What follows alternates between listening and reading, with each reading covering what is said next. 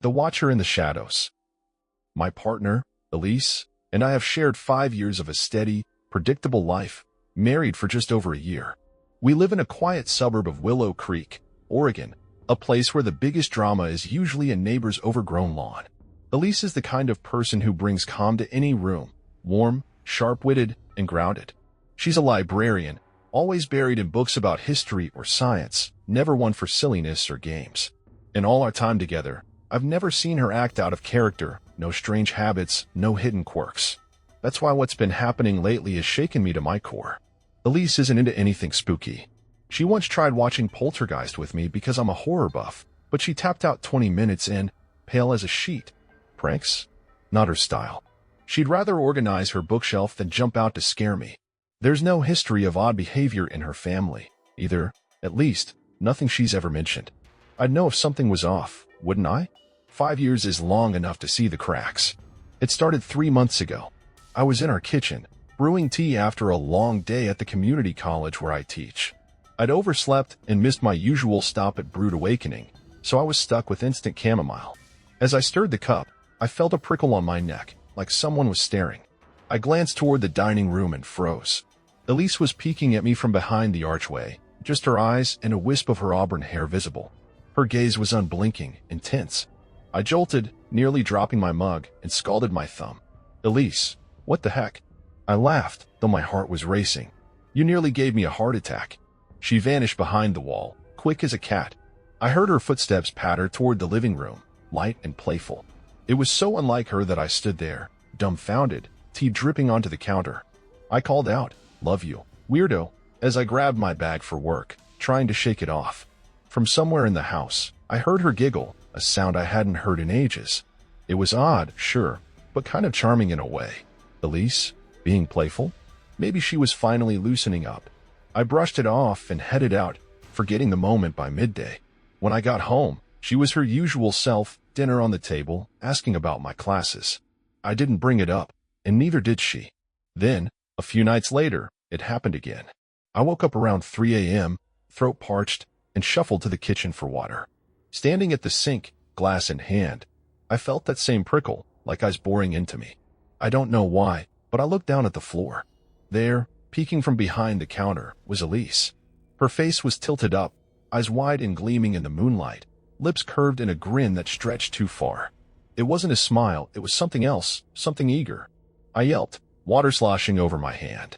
Before I could say anything, she scrambled backward on her hands and knees, her movements jerky, like a startled animal. The sound of her palms slapping the hardwood echoed as she disappeared into the dark hallway. I stood there, heart pounding, unsure whether to laugh or run. It was Elise, my Elise, but for a split second, she hadn't looked like herself. I didn't chase her. Instead, I crept back upstairs, my bare feet cold on the steps. In our bedroom, Elise was curled up under the covers, breathing slow and steady. Too steady, maybe. I stood in the doorway, watching her, half expecting her to spring up and laugh. But she didn't move. I slid into bed, keeping my distance, wondering if I'd imagined it. Sleep didn't come easy. The next morning, over breakfast, I tried to bring it up casually.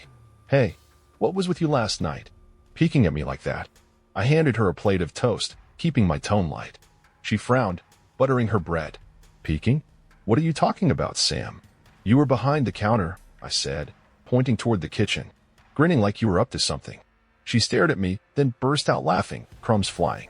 "You're ridiculous." I was dead asleep all night. Her laughter was so genuine that I joined in, feeling silly. Maybe I'd been half asleep myself. "Guess I'm the creepy one then," I teased, kissing her forehead as we left for work. But as I drove to campus, I couldn't shake the image of her face, that grin, too wide, too still. I told myself she was just messing with me, maybe trying to embrace my love for horror. Still, it gnawed at me. It kept happening. A week later, I caught her peeking from behind the armchair in the den, only her eyes visible above the cushion. Another time, she was tucked behind the basement door, the hinges creaking as she eased it open just enough to watch me. Once, I found her inside an old cedar chest in our attic, the lid propped up an inch, her face framed in the gap, grinning like she'd won a prize. I asked her why she was doing it, my voice sharper than I meant.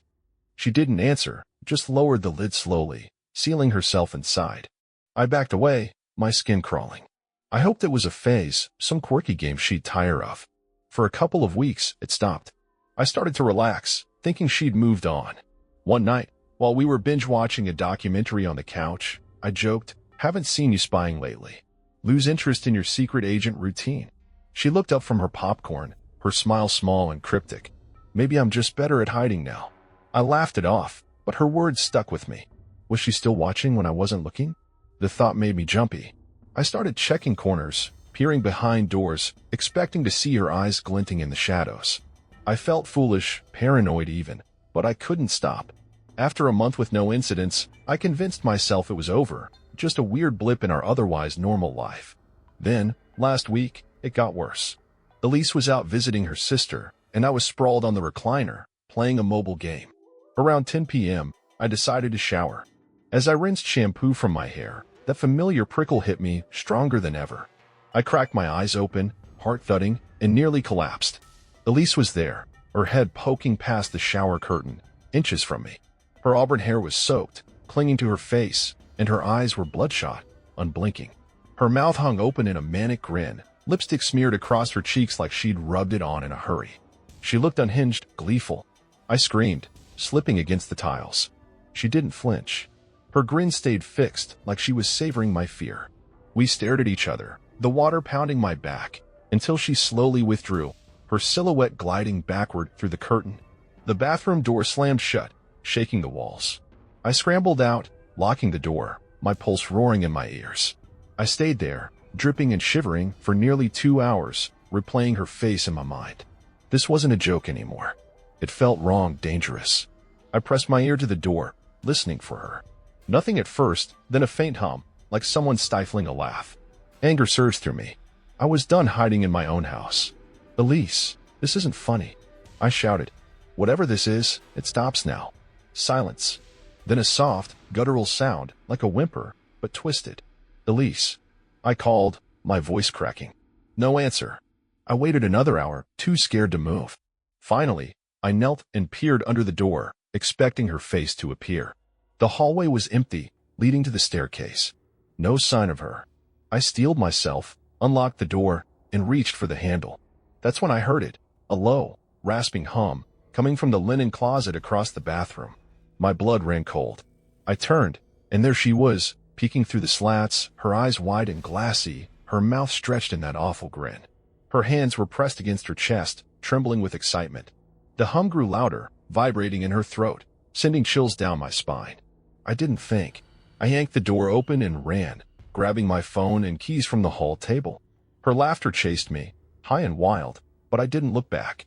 I sprinted to my car, barefoot and soaked, wearing only a towel. I drove to my cousin Tara's place in Salem, an hour away, ignoring my phone as it buzzed with texts and calls. When I parked in Tara's driveway, I checked the messages. Elise had sent a dozen.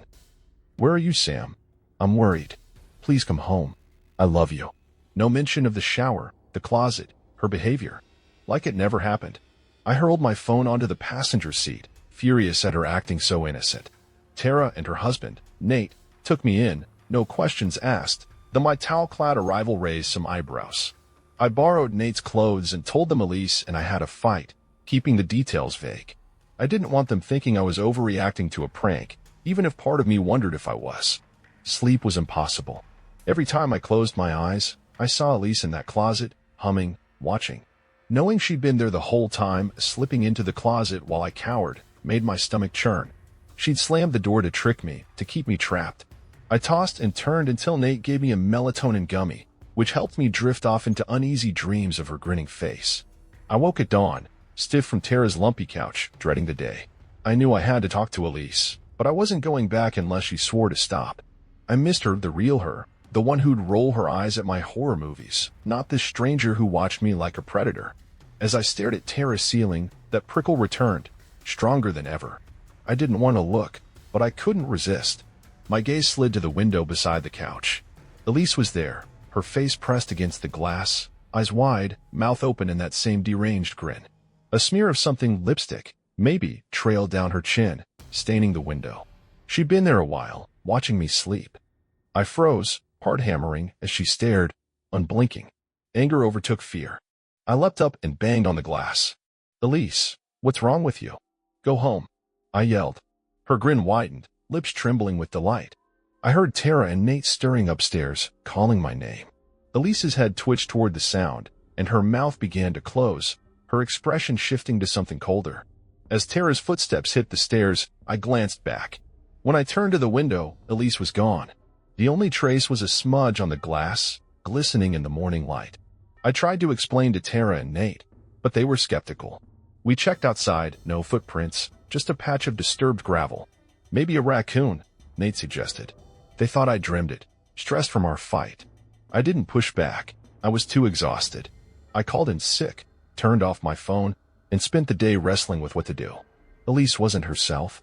Something was deeply wrong, and I didn't know if I could fix it. By evening, I decided to give her one chance to explain. I turned my phone on, bracing for her messages. There were dozens, all variations of, "Sam, please talk to me. I'm so worried. Come home. I love you." Short, urgent, not her usual detailed texts. No hint of the chaos she'd caused. It was like she was pretending everything was fine. I stayed at Tara's another night, waking late with no sign of Elise at the window. Over lunch, Tara broached the subject gently.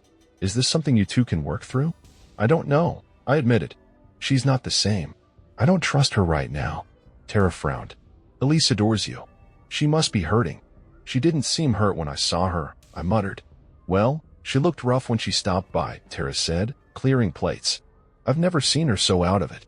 My fork clattered to the table. "She was here?" "When?" "This morning, before you woke up. Asked if you were okay. I told her you were sleeping and offered to get you, but she said to let you rest. Didn't even come inside." My mouth went dry. "Did you see her car?" Tara shook her head. "No, but I wasn't looking. Maybe she walked." I stood, checking the locks on every door, my pulse racing. Elise had been here, close enough to touch, and I hadn't known. I sat for hours, debating my next move. She was my wife. I'd vowed to stand by her, through anything. If she was unwell, I had to help. But how? Calling the authorities felt extreme. She hadn't done anything illegal, just terrifying. I worried they'd dismiss me, or worse, she'd charmed them like she had Tara, playing the concerned spouse. Desperate, I called her father, Gregory, in Boise. We weren't close. He's a stern, retired engineer who keeps everyone at arm's length. Elise rarely talks about him, and I've only met him once, at our wedding. He didn't smile in a single photo, his eyes cold even as he toasted us. But he knew Elise better than anyone, so I swallowed my pride and dialed. "Samuel," he answered, voice clipped. "This is unexpected. Gregory, I need to talk about Elise. She's been acting strange. I'm worried she's not okay." A pause, heavy and deliberate. "Strange how?" "She's been watching me, hiding, acting unlike herself. I wondered if there's anything in her past, any issues I should know about." Another pause, longer this time.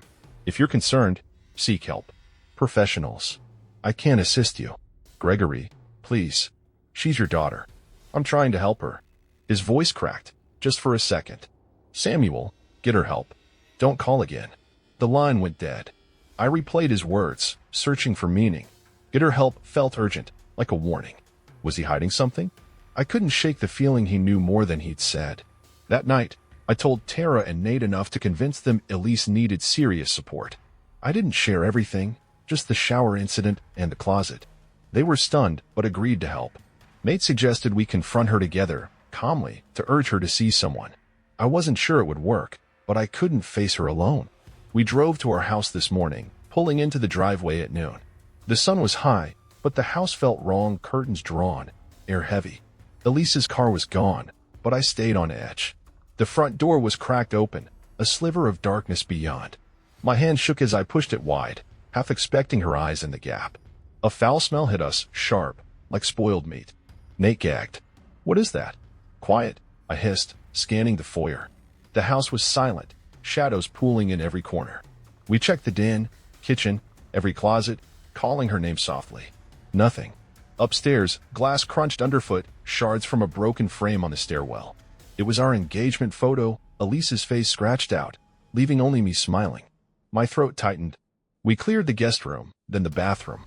I hesitated at the door, memories of that night flooding back. Nate went in first, checking the shower, the closet. Empty. She's not here, Sam, he said. Grab some stuff, and we'll try again later. I nodded, heading to our bedroom. In the closet, I found the source of the smell. Dozens of small bones, bird, squirrel, maybe, arranged in neat spirals on the floor. Feathers and dried blood clung to the carpet. I retched, slamming the door shut. Nate peered in and blanched. What? Why? I told you she's not okay, I croaked. She needs more than a doctor, he muttered. Let's go. Before I could move, that prickle returned sharp, suffocating. Nate's eyes widened, staring past me. I turned slowly. Under the bed, Elise lay curled on her side, watching us. Her hands were clasped near her face, trembling with excitement. Her lips parted in a grin, teeth glinting, and a soft, chittering sound came from her throat, like laughter, but wrong. Elise, I whispered, forcing my voice steady. I want to help you. Her head tilted, eyes locked on mine. I took a step closer, kneeling to her level. That's when I saw it, her hands, slick with blood, clutching something small and sharp.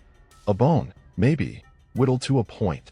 Elise, you're hurt, I said, reaching out. Let me. Her hand lashed out, the bone slicing my forearm. I stumbled back, blood welling. Nate shouted, but I waved him off, eyes on Elise. Her grin faded, her gaze shifting to Nate, predatory. She began to crawl out, fast, the bone tied in her fist.